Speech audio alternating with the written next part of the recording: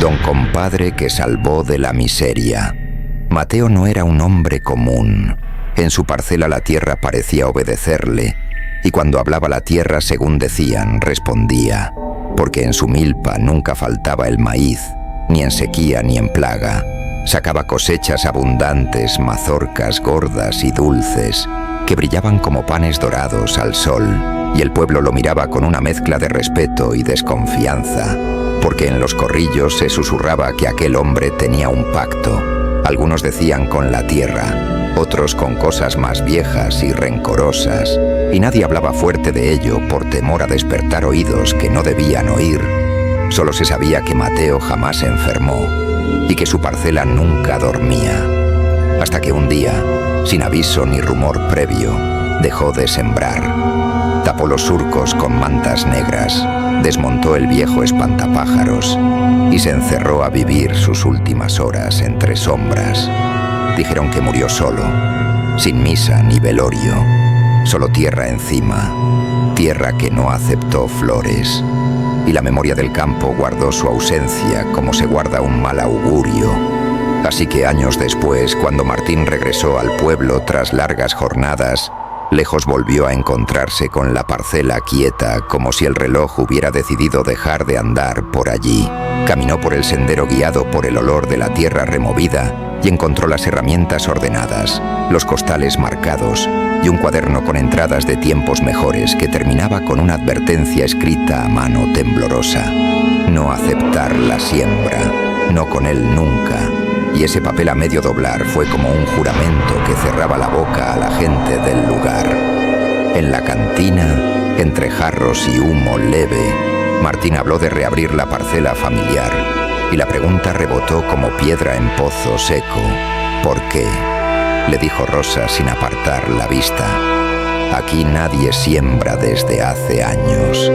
Y el silencio que cayó en la sala fue denso como harina en el aire, porque lo que había pasado con Mateo se repetía en las caras.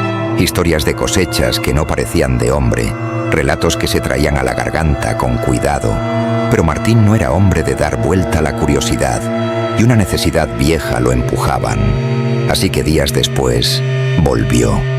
Limpió la cerca, abrió surcos, armó un nuevo espantapájaros con harapos viejos, y comenzó a labrar la tierra. Y la tierra respondió como si hubiera estado dormida esperando un nombre para volver a latir.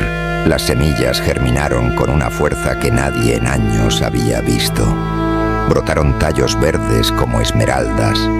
Las mazorcas crecían redondas y pesadas, y los vecinos que pasaban se santiguaban y murmuraban sobre milagros y pactos, mientras Rosa lo miraba con una mezcla de alivio y algo que no era alegría del todo.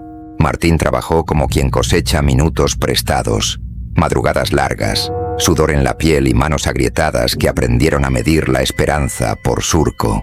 Y con el tiempo la prosperidad llegó. La casa se amplió. Llegaron jornaleros, se compró una mula nueva. Y en las tardes se escuchaban risas donde antes hubo silencio. Rosa vino más seguido con tortillas calientes y la mirada suave. Y entre tanto trabajo, el pueblo comenzó a hablar del muchacho que había resucitado la parcela. Pero las historias que cobran tierra también cobran silencio. Y en las sombras del campo, el rumor no se dormía nunca.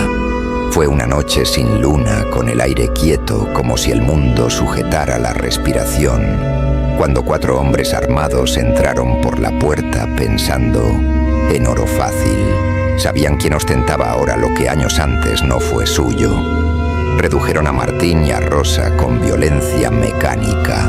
Ataron manos y cuerpos, y en la casa se escuchó el llanto ahogado de la niña, que dormía en la habitación más cercana, mientras afuera el polvo quedaba inmóvil como testigo mudo. Y fue entonces cuando Martín, entre golpes, entre la desesperación que deja la garganta seca, murmuró las palabras que habían rodado por los corrales desde antaño: «Compadre, ayúdame». Y en el silencio que siguió, como respuesta al llamado de un juramento, apareció la figura que nadie esperaba y que todos habían temido nombrar, porque el compadre llegó vestido de negro, alto como las sombras que alargan las noches, con un poncho que parecía hecho del mismo polvo del camino, piel curtida como corteza vieja, y ojos que ardían con brasas antiguas. No llegó a caballo, no fue ruido ni fanfarria. Su presencia fue una caída de temperatura, una luz que no era debida, y en un instante los asaltantes fueron vencidos por fuerzas que desafiaban cualquier lógica. Uno quedó ciego, otro mudo. El tercero se deshizo como si el viento lo triturara, y el cuarto huyó hasta perderse en el horizonte sin ser visto jamás.